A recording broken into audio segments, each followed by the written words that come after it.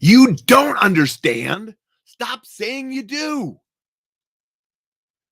If you want to be able to help people in crisis, resolve conflict, communicate more effectively with those that are in a bad place, we're going to eliminate I understand from our dialogue.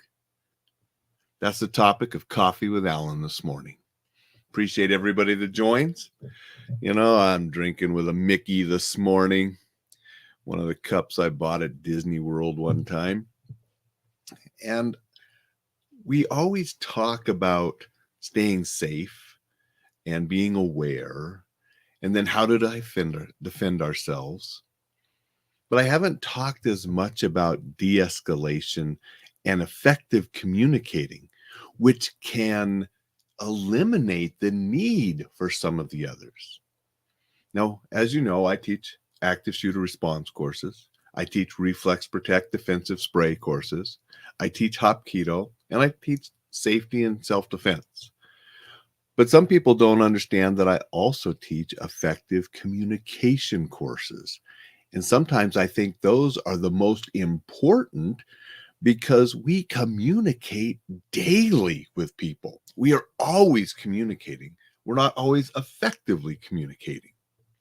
So this coming month in June, I have a number of communication courses I'm teaching. And I taught one last week, a 4-hour communication course.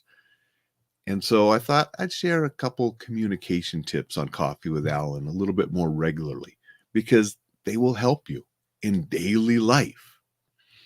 Before I go into this tip, I want to say good morning to Jeff. Good morning, Jeff. I appreciate you being here. Good to see you. So today's simple little tip is we want to eliminate I understand from our conversations with somebody in crisis. And this is what I mean. You've been in a divorce. Your friend is getting a divorce and they're just really upset about the divorce. And you say, yeah, I understand. I've been there. No, you haven't. As a former mediator, no two divorces are the same. They have similarities. And from a legal aspect, there's similarities. But with different people, different personalities, every divorce is different. So even if you have been in a divorce, I understand. It doesn't help that person because you don't understand what they are going through. And all of us have that when we're upset. And when somebody says, I understand, no, they don't. They don't understand what we're going through. Maybe they do, but in our heightened emotions, we don't believe so because we are the only ones experiencing that right now. And we don't want to hear somebody say, I understand, because no, you don't.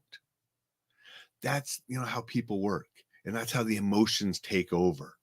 And so saying, I understand, it almost trivializes it to them because no, you don't.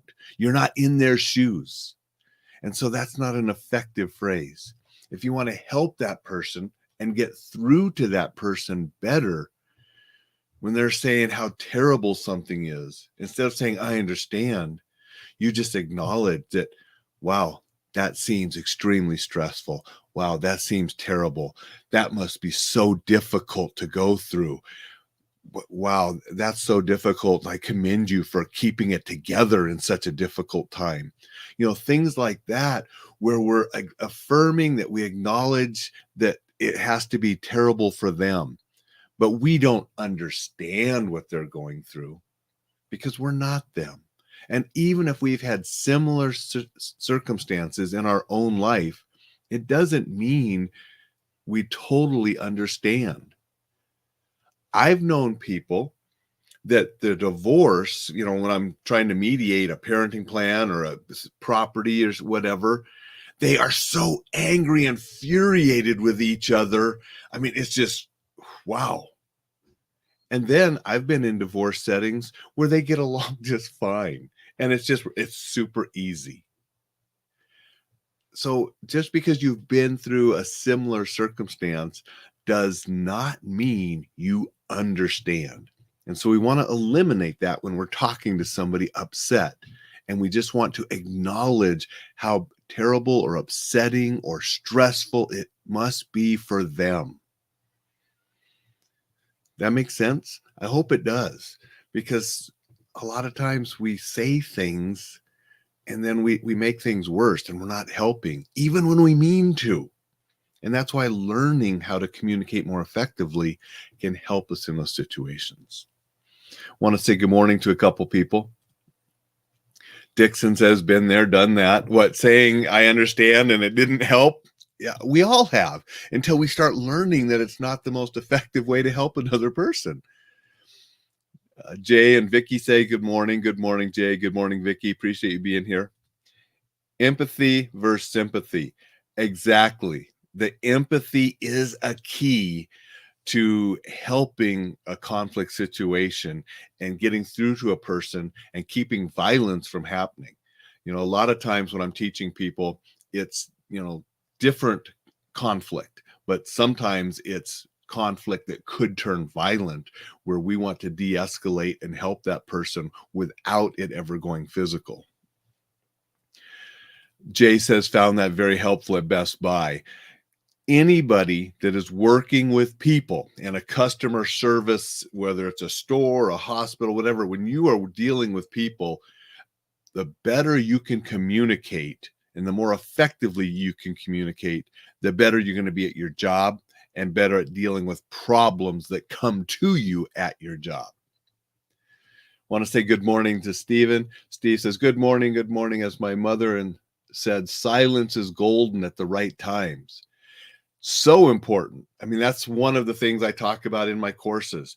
There are times to be silent and listening. The empathy and listening and letting an angry person, a distressed person talk, and eliciting the information and encouraging them to listen and actively listening so you can understand them and let them know that you understand them. Huge key, and one of the things that I teach and that we practice in my courses. Good morning, Lynn. I appreciate you being here and saying hello. Stephen also says, oh, that was the same one. And then Stephen says, that's at the right times. Yes, there are times to listen. There's a time to talk. My 2 golden rules that I do in every mediation and every course: listen to understand, and that's first. And then communicate to be understood, because we don't always communicate effectively to be understood. And we have exercises and stories and things in my courses to go deeper into those concepts. The course isn't just me talking for 4 hours. Nobody wants that. The course is me sharing things and then doing exercises with the group, and the group doing role plays and exercises to become better acquainted with the skills that I'm sharing, so then they can go home and to work and practice those skills to become more effective. Because we do not become effective communicators by just reading a book, watching a video, going to a class. It's like anything else, we become effective by continued practice. Martial arts, you can't just read a book, watch a video. You got to get on the mat with your training partner and practice. Communication, the same thing. You got to get there with a partner and practice these things. And that's what we do in the courses, to give a foundation to take back to work, to take back to home, to better communicate with people. Lynn says, yes, a person who can vent can usually appreciate someone listening and can diffuse their frustrations. Exactly. Listening is huge. And many of us don't listen to understand. We listen to hopefully they hurry up so we can say something or we can fix it. We want to fix their problem, when sometimes just listening and understanding is the most important thing we can do.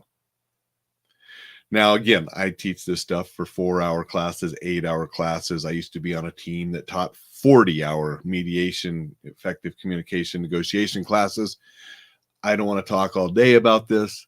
The big tip I wanted to give today is let's eliminate I understand from those crisis communications and listen to understand and empathize with them as far as, yeah, that has to be terrible. That has to have you stressed out. I see why you're upset over this. Validating their feelings, but not dismissing it as, I understand, I've been there too, and here's how to fix it. That doesn't work. Okay. So there's a little communication tip. I appreciate everybody joining this morning and commenting. I'm going to start putting communication tips into the newsletter a little more often as well, because I think it is so important. And when I get the self-defense and the martial art courses on the Enjoy Life Safely website, which you should go to and get on the newsletter and get those free ebooks that will help you stay safe. When that is complete, I will start building the Black Belt Communicator site and have more communication courses online to help people as well, because I think they are so important. Thank you again, everybody watching. Thank you, everybody that watches replays, listens to the podcast. You are all greatly appreciated. Go out, make it a terrific Thursday, and I'll see you tomorrow.